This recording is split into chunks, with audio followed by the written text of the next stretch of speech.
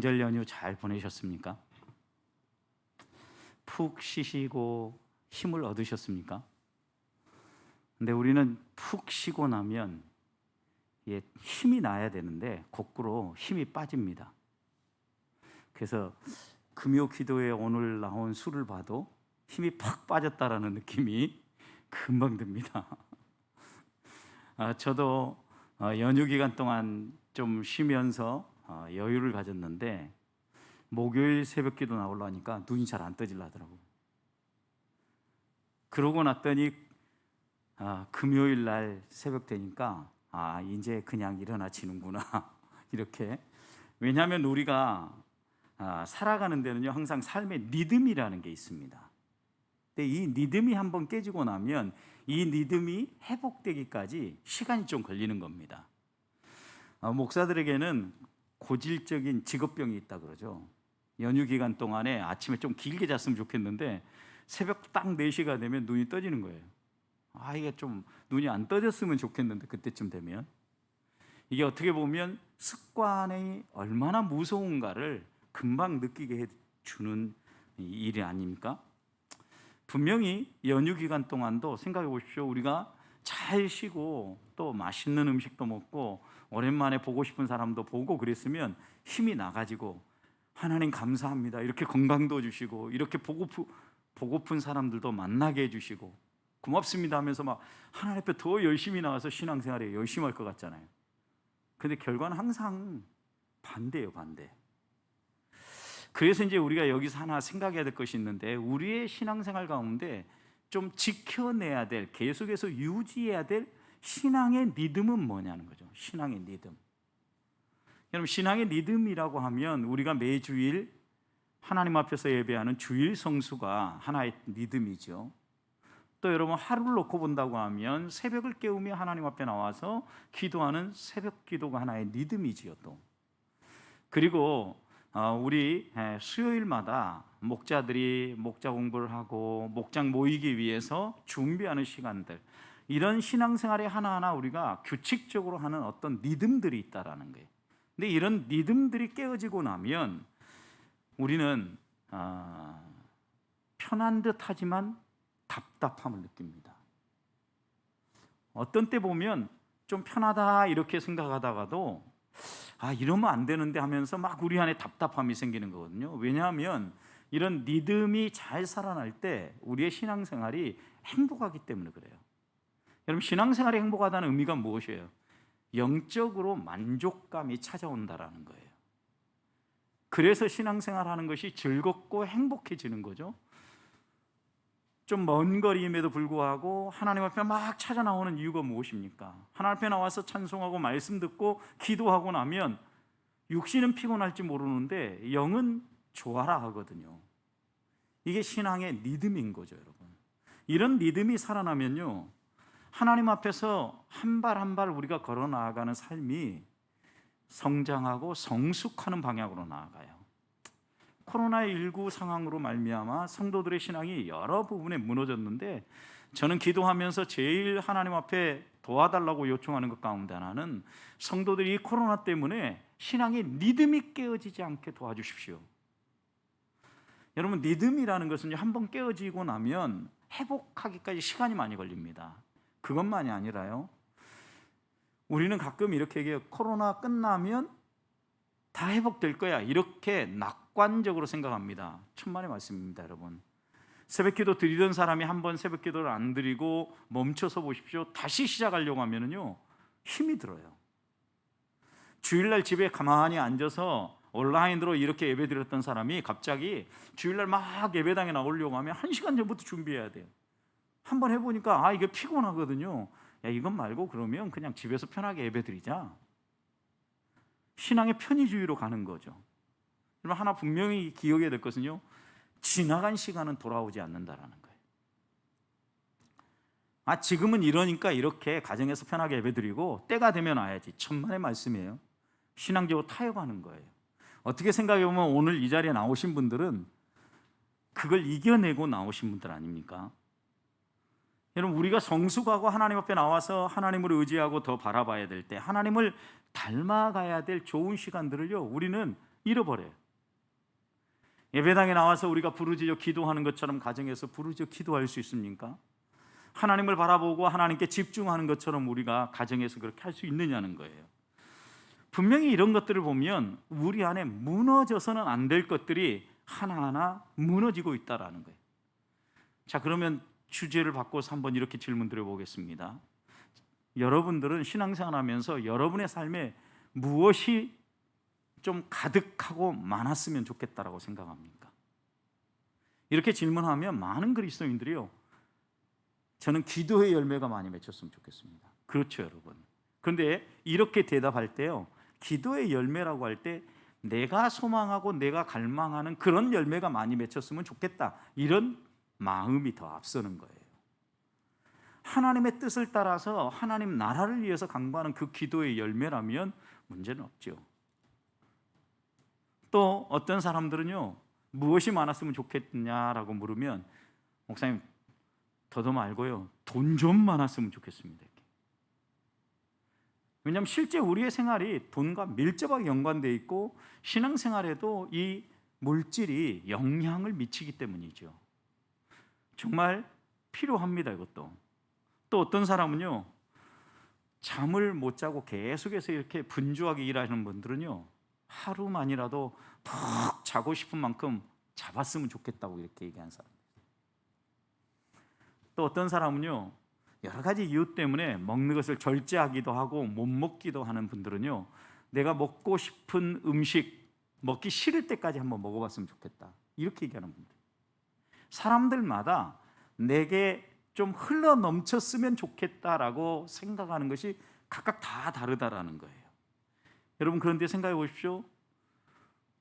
우리에게 어떤 기도의 열매, 신앙의 어떤 열매들, 그리고 또 우리가 생활하는데 꼭 필요하다고 생각하는 물질, 그리고 또 내가 뭔가를 할 때 푹 쉬고 싶은 수면, 그리고 마음껏 먹고 싶은 음식, 이런 모든 것보다 우선적으로 우리 안에 더 많아져야 될 게 무엇이냐라는 거예요. 더 많아져야 될 것. 우리 안에 쉼이 많도록 흘러 넘쳐야 될 것이 있다고 하면 하나님에 대한 사랑이죠. 사랑. 내 구주 예수를 더욱 사랑. 내가 언제나 주님을 바라보면서 내 안에 흘러넘치기를 원하는 것은요, 우리 주님이죠. 생각해 보십시오. 우리가 그렇게 갈망하는 기도의 응답, 하나님께 달려있죠. 물질, 하나님이 얼마든지 움직일 수 있어요. 그리고 내가 생각하고 있는 그 모든 것들을요, 하나도 빠짐없이 하나님이 얼마든지 해 주실 수 있는 분이에요. 그래서 믿음의 선배들은 한결같이 모든 걸 다 잃었다고 해도 나는 하나님을 소유하면 나는 가장 많은 것을 소유한 부자와 같다라고 고백했던 거예요. 우리 안에 가장 흘러넘쳐야 될 것이 있다고 하면 저는 그런 점에서요, 하나님 아버지며 우리가 믿는 우리 구주 예수 그리스도예요. 하나님이 내 안에 흘러넘친다, 예수 그리스도가 내 안에 흘러넘친다라는 것은 무엇이겠어요? 구주를 생각만 해도 어때요? 좋아야 되거든요. 아, 구주를 생각하면 구원해 준 건 좋은데 왜 이렇게 내 생활을 힘들게 만드는 거야? 신앙생활에 왜 이렇게 하라는 게 많은 거야? 라고 짜증이 나기 시작한다면 우리의 신앙생활에 적신호가 켜진 거예요. 하나님 아버지의 마음에 합한 사람이 되어지면요, 우리 안에 풀어지지 않을 문제는 없어요. 시간의 차이는 있을지 모르지만 내 마음에 합한 사람이라고 하나님이 스스로 평가해 주셨던 다윗은요, 그의 인생이요, 쫓기는 인생이고 고난의 인생이고 아픔이 많은 인생이었음에도 불구하고 이스라엘 열왕들의 역사들을 보면 가장 이상적이고 기준이 되는 왕이 있다면 다윗 왕이다, 이렇게 소개하잖아요. 왜요? 하나님 마음에 합한 왕이었기 때문이에요. 여러분, 우리가 하나님 마음에 합한 사람이 되어지고 나면 우리의 인생에 당장 놀라운 변화는 안 일어날지 몰라요. 그러나 분명한 것은 하나님이 그 사람을요, 가장 좋은 신앙의 본보기로 삼아주신다라는 거예요. 우리가 이 믿음을 가지고 하나님을 즐거워하고 하나님을 기뻐하고 내 안에 하나님이 흘러넘치기를 갈망해야 돼요. 여러분, 그런데 하나님이 내 안에 흘러넘치는 사람은요, 하나님이 드러나는데, 여러분, 신앙적인 어떤 종교적 행위로 이게 드러나는 것이 아니라 오늘 본문의 말씀도 보면은요, 삶의 변화들로서 무엇이 그 안에 흘러넘치는가가 나타난단 말이에요. 오늘 본문 말씀 36절 보십시오. 욥바에 다비다라는 여제자가 있었다.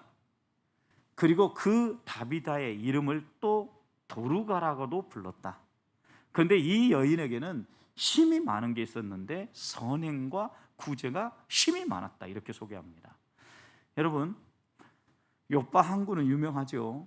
욥바 항구는 유명한데 이 욥바에 살고 있는 다비다다. 이 다비다는 아람어 이름이에요.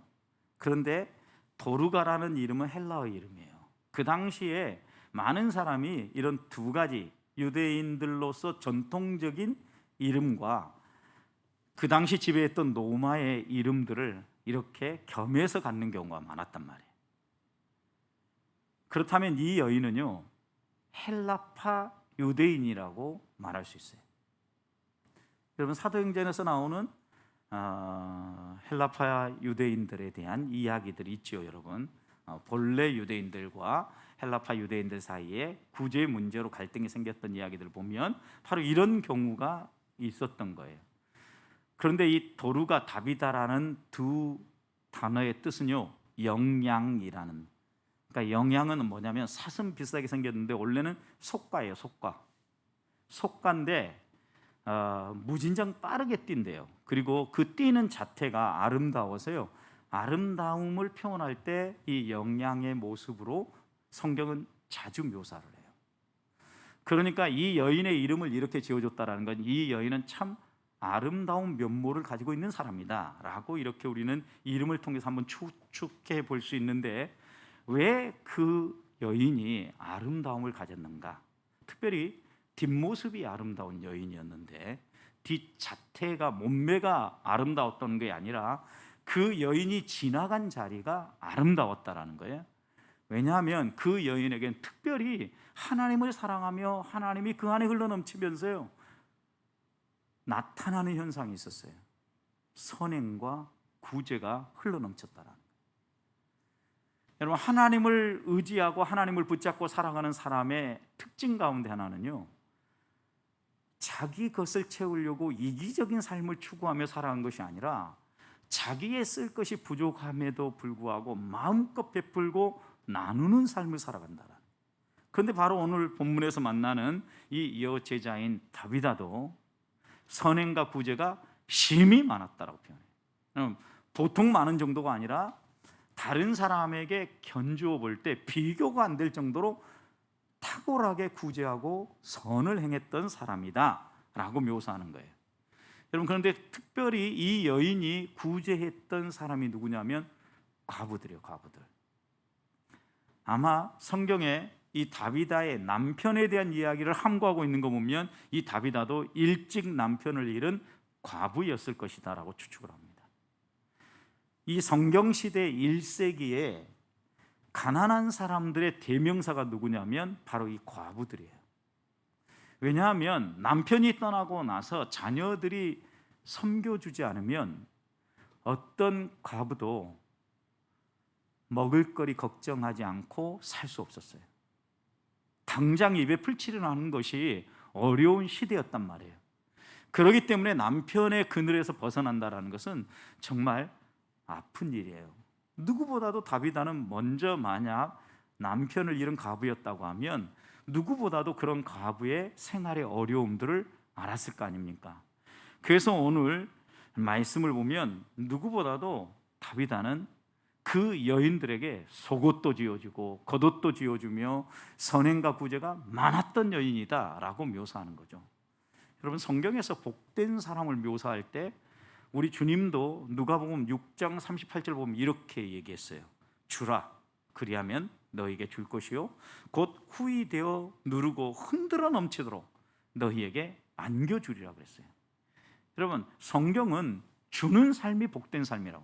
그런 점에서 이 다비다는요, 행복한 삶을 살았던 사람. 그가 얼마나 많은 재산을 가졌는가, 자산가였는가 중요한 게 아니에요. 그가 마음껏 베풀고 줄 수 있었다라는 게 그는 복된 사람이라고요. 왜요? 이렇게 살아갈 때 주님이 하신 약속이 무엇입니까? 내가 너에게 채워줄게, 이 약속이잖아요. 마음껏 베풀고 섬길 때 하나님이 채워줄게, 이렇게 약속을 하고 있거든요. 여러분, 여기에서 우리 안에 흘러 넘쳐야 될 게 있어요. 그게 뭡니까? 이웃을 위한 나눔이에요. 내 안에 흘러 넘쳐야 돼요. 이게 뭐예요? 어디에서 나오는 거예요? 하나님을 신뢰하고 하나님을 온전히 붙잡는 데서 나오는 거예요. 여러분, 어떤 집이 행복한 가정입니까? 서로 자기 것이라고 아기다툼하고 싸우는 집이 아니라요, 서로 자기 것을 내어주는 가정이 아름다운 가정이에요. 어떤 교회가 행복한 교회입니까? 성도들이 서로 자기 것을 자기 것이라 하지 아니하고 나누고 섬기는 교회가 행복한 교회예요. 초대교회가 그랬잖아요. 누구도 자기 것이라고 하는 사람이 없이 자기 것 가운데 더 나눴단 말이에요. 그래서 초대교회의 배경이 되는 예수님의 오시는 길을 준비했던 세례 요한 보세요. 사람들이 세례 요한에게 세례를 받으러 나왔어요. 그런데 야, 이놈 나쁜 놈들아, 먼저 세례 받기 전에 회개부터 해라 라고 세례 요한은 강하게 얘기했죠. 독사의 자식들이라고. 그러면서요, 누가복음 3장 10절에서 14절 보면은요, 세례 받기 전에 너희가 먼저 해야 될 것이 있다라고 얘기해요. 일반인들에게는요, 어떻게 얘기하냐면, 옷 두 벌이 있느냐? 여러 벌이 아니에요, 여러분. 옷 두 벌이 있느냐? 한 벌 나눠라. 먹을 것이 있느냐? 그러면 나누라 그랬어요. 여러분, 자기 먹을 것만 가지고 있어도 나누라라는 거예요. 일반인들에게 대한 세례 요한의 교훈이에요. 그 다음에 세리들에게는 뭐라고 얘기합니까? 너희가 세례를 받고자 한다면 정한 것 외에 거두지 말아라. 너희의 배를 불리기 위해서 사람들의 피고름을 짜내는 이런 나쁜 행동들을 하지 말아라. 그것부터 얘기하라는 거예요. 군인들에게도 얘기하죠. 군인들이 물어서 우리는 뭐 해야 됩니까? 라고 물을 때 군인들에게는요, 여러 가지를 요구해요. 강제로 빼앗지 말아라. 거짓 고발하지 말아라. 너희가 받는 월급을 만족해라. 여러분, 그 당시에 군인들이요, 왜냐하면 이 로마의 군인들, 그리고 이 군인들이 힘이 있는 사회였기 때문에 이런 나쁜 행동을 더 많이 한 거죠. 그러니까 군인들을 향해서는 더 여러 가지를 주문한 거예요. 여러분, 그런데 여기에 공통점을 봐요. 일반인들이든 세리든 그리고 또 군인들이든 공통적으로 지금 세례를 받으려고 하는 사람, 하나님의 자녀가 되려고 하는 사람, 예수 그리스도를 믿고 믿음의 길을 걷고자 하는 사람에게 세례 요한이 동일하게 강조한 건 뭐예요? 베풀고 나누라는 거예요. 성경이 한결같이 이렇게 이야기한다면 여러분, 우리 안에 많아야 될 게 뭐예요? 저는 우리 보배교회 안에 이런 베풀고 나눔이 흘러넘치기를 소망해요. 어떻게 하면 내가 가진 것을 나눌 수 있을까? 어떻게 하면 이것을 아무에게 상처 없이 흘려보내줄 수 있을까? 이런 선행과 구제가 흘러넘칠 때 하나님이 기뻐하시는 교회, 하나님이 기뻐하시는 성도의 삶이 나온다는 겁니다. 저는 우리 교회 안에 이런 나눔과 섬김, 이것이 교회 안에만 흘러넘치는 것이 아니라 교회를 넘어서서 이 지역사회와 또 하나님이 믿기로 예정하신 분들, 구원하시기로 작정하신 그런 사람들에게까지 흘러감으로 그들이 하나님 앞에 한 발 더 가까이 나오는 이런 역사를 만들어내는 우리 보배교회 성도들 되시기를 축복합니다. 두 번째는요, 37절 보면 우리 안에 또 흘러넘쳐야 될 게 있어요. 이렇게 나눔도 흘러넘쳐야 되지만 37절, 그때 병들어 죽음에 시체를 씻어 다락에 누인이라 그랬어요. 여러분, 다비다가 갑작스럽게 발병이 되어져서 어떤 병인지는 얘기하지 않았지만 죽었다라는 거예요. 병이 나서 죽었어요. 여러분, 그러면 어떻게 해야 돼요? 죽었으면 빨리 장사 치러야 돼요. 왜요? 이 중동 이 지역은요, 날씨와 기후 자체가 그냥 시체를 씻어서 보관할 수 있는 상황이 아니에요. 평범한 사람들은요 방부 처리를 할 수 있는 이런 능력이 안 됐다고요. 그럼 장례를 빨리 치러야 되는데 특별하죠. 37절 후반절 다시 보세요. 시체를 씻어 어떻게 했어요? 다락에 누였다 그랬어요. 여러분, 다락은요 예수님께서 최후의 만찬을 했던 것도 다락방이었다 그러죠. 다락은요 손님들을 위한 특별한 방이었고, 또 하나는 식사를 할 때 즐겨 사용했던 방 가운데 하나예요. 여러분, 그런데 그런 방에다가 시체를 깨끗이 씻어서 누워놨어요. 이상하잖아요, 여러분. 왜 이렇게 시체를 씻어서 다락방에 두었을까요, 여러분? 적어도 이런 행동들을 놓고 볼 때 이 사람들은요 다비다의 장례를 치르고 싶은 마음이 없었던 거예요. 장례식을 안 하겠다라는 의미예요. 그 다음 38절도 보십시오. 눕다가 요바에서 가까운지라 제자들이 베드로가 거기 있음을 듣고 두 사람을 보내어 지체 말고 빨리 와달라고 어떻게 해요? 간청해요. 여러분, 눕다에서 요바는 약 16km 정도 된다 그래요. 16km면요 가고 오고 하려고 하면 한나절이에요. 이렇게 한나절이 걸린다면 여러분 생각해 보십시오. 적어도 하루의 시간이 걸려야 돼. 근데 빨리 가서 간청해서 데려와요. 이미 세상 떠났어요. 사람은 죽었어요. 그럼에도 불구하고 간청해서 빨리 데려오려고 하는 이유는 뭐예요? 바로 앞에 보면 애니야의 아픔을 치유해 주는 사건이 나타나요.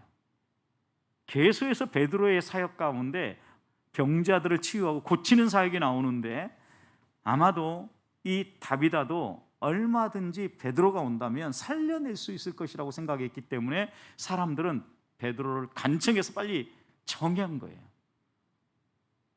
역시 장례 치를 생각이 없고 다시 살아나기를 기대하고 있는 거죠. 39절 보세요. 베드로가 이제 초청받아서 왔어요. 오자 다락방에 함께 올라갔는데, 그때 올라간 사람들 가운데 다비다의 섬김을 받았던 여러 과부들이 함께 올라갔어요. 그리고 이 여러 과부들이요 다비다가 생전에 자신들과 함께 하면서 손수 지어줬던 속옷과 겉옷을 다 내보이는 거예요. 누구에게? 베드로에게. 그러면서 울면서 간청을 하죠. 어떤 간청을 했는지는 나오지 않아요. 베드로 곁에 서서 울면서 우리가 지금 믿고 있는 이 겉옷이 바로 여기에 누워있는 다비다가 우리에게 선물해 준 거예요. 우리 속옷이 이렇게 선물한 거예요. 엉엉 울면서. 여러분, 왜 이런 행동을 하겠어요? 떠나보내고 싶지 않아요. 이분은 우리 곁에 있어야 돼요. 살려주세요 하는 간청이 이미 이 문맥 속에 들어있는 거예요. 여러분, 그러니까 37절, 38절, 39절 세 절을 읽어오는 동안 하나의 공통분모가 있어요. 다비다가 이미 죽었으나 장례를 치른 것이 아니라 다시 살아날 것에 대한 기대가 있었어요. 부활의 소망이 있었다고, 여러분. 그러니 이들은 한결같이 이렇게 행할 수 있었던 거예요. 여러분, 이런 마음이 어디에서 왔을까요? 한결같이 이런 마음이 그들 안에 공통분모로 작용한 건 뭘까요? 하나님이 만지신 거죠. 이것을 바울은 빌립보서 2장 13절에서 너희 안에 행하시는 이는 하나님이시니 거듭난 하나님의 사람에게는요 그 안에 하나님이 일하셔요. 그래서 그 다음 이렇게 얘기합니다. 자기의 기쁘신 뜻을 위하여 너희에게 소원을 두고 행한다. 하나님이 이 사람들에게 부활의 능력을 맛보고 하나님이 어떤 분인가를 다 드러내기 위해서요 소원을 심어준 거예요. 어떤 소원을? 장례 안 치르고 깨끗이 씻어서 다락방에 누이고 베드로를 초청하고 빨리 살려달라고 간청하는 이런 행동들로 그들 안에 소원을 주신 거라는 거예요. 여러분, 여기에서 우리 안에 흘러넘쳐야 될 게 또 하나 있어요. 이 사람들이 흘러넘치게 많이 가지고 있는 게 뭐였어요? 믿음이에요. 믿음. 어떤 믿음입니까? 죽은 자라 할지라도 하나님이라면 얼마든지 살려낼 수 있으라는 믿음이에요, 여러분. 우리의 신앙생활에서 이런 하나님에 대한 이해, 하나님에 대한 믿음이요 흘러넘쳐야 돼요. 신앙생활이 무너지는 것은요 하나님에 대한 이해가 잘못됐을 때 무너지는 거예요. 여러분, 하나님에 대해서 우리가 바르게 이해할 수 있는 현장이 어디입니까? 예배당입니다. 말씀을 듣는 예배 시간입니다. 하나님의 말씀을 명확하게 깨닫고 그 말씀대로 살아갈 수 있도록 훈련하고 가르쳐주는 신앙 훈련입니다. 여러분, 이런 자리에 내가 서 있을 때 우리의 믿음이 많아지고 커진단 말이에요. 여러분, 성경은 겨자씨 알 만한 믿음이 있다 할지라도 이 산을 옮겨서 저 바다로 던져진지라고 명령해도 그대로 이루어진다 그랬어요. 여러분, 작은 믿음이에요, 겨자씨처럼. 그런데 여러분, 우리의 믿음이 많아지고 큰 믿음이라고 생각해 보십시오. 얼마나 우리의 삶에 놀라운 일이 벌어지겠습니까? 우리가 다시 한 번 더 우리 안에 좀 더 많아지기를 원하는 것이 무엇인가를 생각해. 하나님에 대한 이해가 풍성해지고 하나님에 대한 이해가 풍성해져서 하나님을 믿는 믿음이 큰 믿음이 되도록 기도하며 나아가야 되지 않겠어요? 저는 우리 보배교회 성도들이 이 가을에 큰 믿음, 하나님에 대한 믿음, 신뢰가 흘러 넘치고 그 하나님에 대한 신뢰 때문에 내 안에 어떤 폭풍우가 불어온다 할지라도 흔들리지 않고 당당하게 믿음의 길을 걸어갈 수 있는 이런 하나님의 사람들이 되시기를 주님의 이름으로 축복합니다. 세 번째 흘러넘친 게 있어요. 40절 보십시오. 베드로는 이제 사람들을 다 내보냅니다. 그리고 나서 기도합니다. 기도하는데 어떻게 기도합니까? 그 당시에 일반적인 기도는요, 서서 손을 들어서 하늘을 향하여 기도하는 게 유대인들의 일반적인 기도의 모습이에요. 여러분, 그런데 지금 이 시간에 베드로는 어떻게 합니까? 무릎을 꿇습니다. 하나님께 온전히 매달리는 기도를 한다라는 거죠. 간절히 기도하고 난 다음에요, 그는 주저하지 아니하고 시체를 향하여서 명령을 합니다. 뭐라고 명령합니까? 다비다야, 일어나라. 예수님께서 소녀에게 소녀야, 일어나라, 달리다굼 이라고 이야기했던 것처럼, 말씀하셨던 것처럼 베드로도 그 예수님의 수제자답게 이 여인에게 향하여 담대하게 선포해요. 다비다야, 일어나라. 여러분, 어떻게 합니까? 그 다음 결과가 무엇입니까? 바로 다비다가 즉시 일어나 앉았다 그랬어요. 눈을 떠서 일어나 앉았어요. 이런 놀라운 역사가 일어나요. 여러분, 그런데 그 전에 하나님에 대한 믿음과 이 믿음이 어디로 표현되어졌어요? 기도로 표현돼요. 하나님, 이제 내가 이 다비다를 위해서 구합니다. 살려주십시오. 간절하게 기도했을 거 아니에요. 자기를 드러내고 내가 능력이 있는 사람이라는 것을 과시하기 위해서 지금 베드로가 이 일을 한 것이 아니라 하나님이 어떤 분인가를 증언하기 위해서 그는 간절하게 기도했을 거라고요. 결과를 보세요. 그러니까 41절, 베드로가 손을 내밀어서 일으키고 성도들과 가부들을 불러서 다비다가 이렇게 살아난 것에 대해서 보여줘요. 결과가 어떻게 일어납니까? 그 다음 이어지는 41절 보십시오. 온 요파 사람이 알게 되었고, 그 다음 많은 사람이 베드로를 신으로 초항하더라. 이게 아니라 많은 사람이 어떻게 했어요? 주를 믿더라 이랬어요. 여러분, 참된 기적이 뭔가를 우리에게 보여주는 거예요. 참된 기적은요, 인간적인 가시를 하는 게 아니에요. 사람이 주인공이 아니라 하나님이 영광을 받으시는 게 참된 기적이에요. 불신자들이 하나님이 어떤 분인가를 이해하고 하나님을 믿게 되어지는 것이 진짜 기적이에요. 하나님의 은혜가 무엇인가를 실제로 드러내 보여주는 것, 이것이 우리 안에 회복돼야 될 기적이에요. 여러분, 주님 시절에 이 기적이 이렇게 일어났다면 오늘 우리 시대에도 얼마든지 일어날 수 있어요. 우리 주님께서도 그렇게 말씀하셨죠. 나보다 더 큰 일도 하리라. 약속의 말씀이에요. 여러분, 문제는 우리들이 이걸 사용하지 않는 거예요. 그래서 하나님 앞에서 우리가 더 많아야 될 게 뭐예요? 하나님을 믿는 믿음이 흘러넘친다고 하면 그 다음에 넘쳐야 될 것은요, 하나님을 붙잡고 기도한 다음에 기도한 대로 행하는 삶이 우리 안에 많아져야 돼요. 그럴 때 하나님이 일하시는 손길이 나타나는 거예요. 기적 같은 삶이 우리 안에 일어나는 거라고요. 문제는 우리가 하나님 앞에 기도하고 기도한 대로 행동하지 않아요. 그러니 변화가 안 일어나는 거죠. 나도 믿지 못하는데 어떤 변화가 일어나겠어요? 하나님은 분명히 우리에게 오늘 우리 안에 흘러넘쳐야 될 것이 무엇인가를 이야기하는 거예요. 내가 하나님을 의지하고 거듭난 하나님의 사람이라면 하나님이 우리를 불러서 구원한 이유가 하나님을 드러내고 하나님을 증언하는 건데, 무엇으로 그걸 드러내기 원합니까? 선행과 구제로. 복 있는 사람은 주는 사람이라는 걸 알고 나누는 사람으로, 하나님에 대한 믿음이 넘쳐나서 남들이 보지 못하는 믿음의 세계, 영적인 세계를 볼 수 있는 사람이 되는 거예요.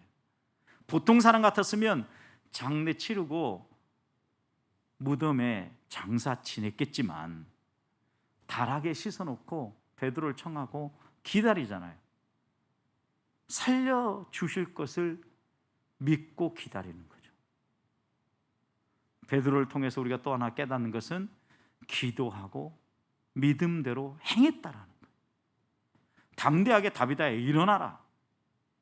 여러분, 우리는 참된 기적이 무엇인가를 다시 한번 배우고 우리 안에 많아야 될 것이 무엇인가를 다시 배우는 거예요. 다른 사람에게 가시하려고 아니라, 또 이것을 통해서 어떤 개인적인 유익을 얻고자 한 게 아니라 하나님을 드러내고 하나님께 영광을 돌리고 하나님을 믿는 사람이 많아지도록 섬기는 이런 일들 가운데는요, 하나님이 반드시 함께 하신다. 저는 우리 보배교회 성도들 안에 오늘 말씀이 교훈하는 것처럼 구제와 선행이 많고 큰 믿음을 소유하고 기도가 넘쳐 흘러서 그 기도 따라 살아감으로 하나님이 일하시는 놀라운 기적들을 보고 또 주를 알지 못하는 사람들에게 주님을 증언하는 이런 복된 삶을 살아가는 성도들이 되시기를 축복합니다.